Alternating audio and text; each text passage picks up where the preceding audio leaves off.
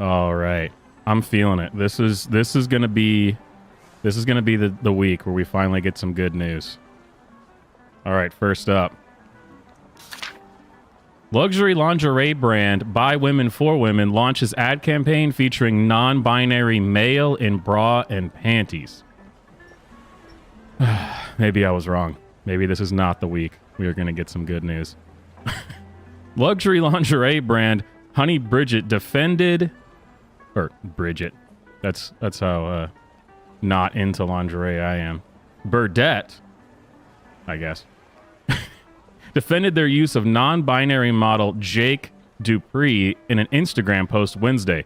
The company that used the slogan "By Women for Women" made an update on the post saying they support the LGBTQ plus community, women, and anyone who wants to feel fabulous in their lingerie. Good Lord.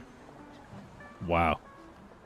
Honey Burdette fosters an inclusive and diverse environment, they continued. While thoughtful and constructive discussions are important to push culture forward, hate speech and bullying will not be tolerated on our channels. Comments of this negative nature will be deleted. They then shut off the comments. Wow, so they're saying we're dragging you kicking and screaming whether you whether you like it or not. And you can't see this picture, but this dude basically just looks like, you know, one of those old Abercrombie and Fitch models. I mean, the guy's kind of androgynous and just ripped. And for some reason, he's wearing women's lingerie. Son of a... What are they... I mean, next story. I can't look at this anymore. 2 million dimes worth... worth $200,000 stolen from truck parked at Philadelphia Walmart. Nice. The heist suspect might be living on borrowed dime. Oh, really? You guys had to do that? Borrowed dime. An estimated 2 million dimes worth hundreds of thousands of dollars were jacked from a trailer in Philadelphia overnight, according to police. Why was there a semi-truck full of what appear to be plastic garbage cans full of dimes? What? This is a strange story here. Police made the discovery around 6 a.m. Thursday morning outside of a Walmart in northeast Philly, where thousands of dimes were littered across the parking lot. About $200,000 worth of dimes were taken from the big rig. A total of $750,000 in coins were in the truck, police say. Why? Why is this?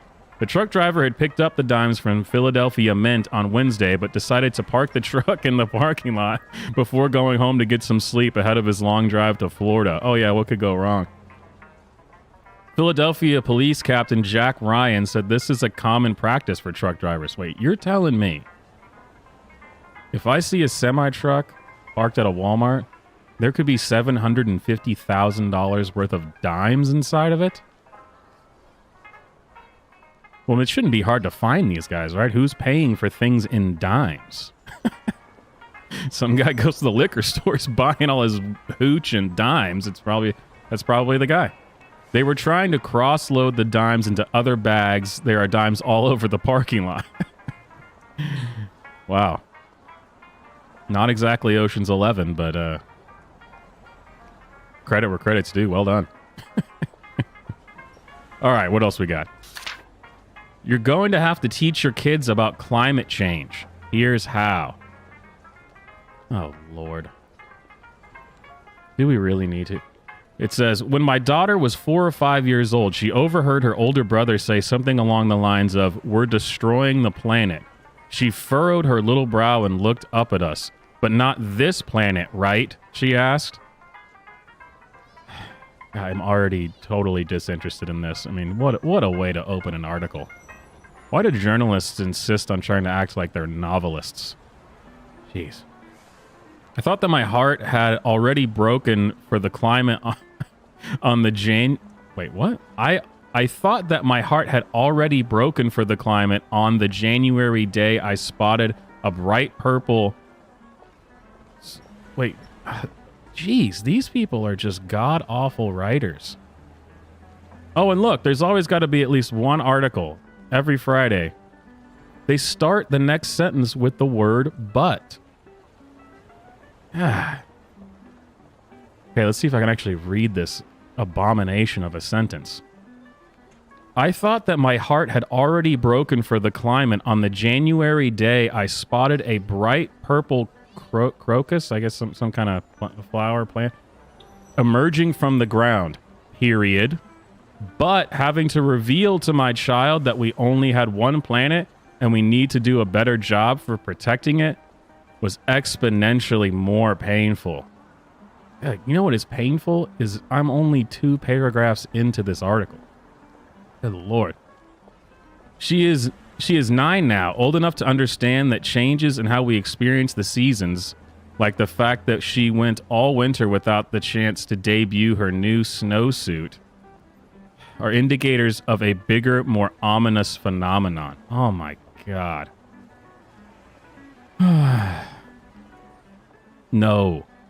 Who wrote this?